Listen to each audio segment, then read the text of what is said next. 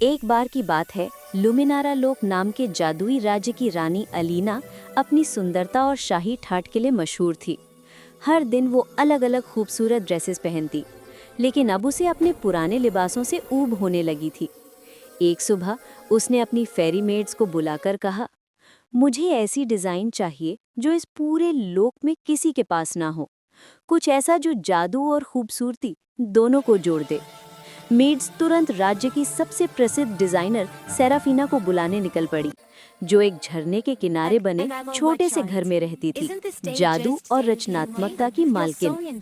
जब सेराफीना को शाही बुलावा मिला, वो तुरंत लुमिनारा पैलेस की ओर चल पड़ी।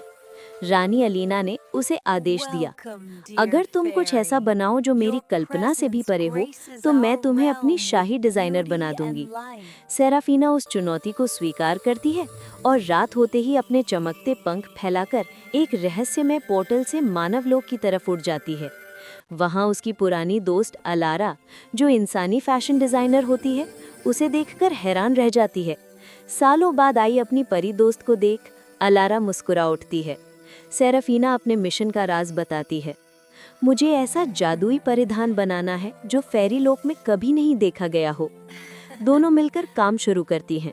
चांदनी रात में सेराफीना का जादू और अलारा की इंसानी क्रिएटिविटी मिलकर एक नया रूप लेते हैं।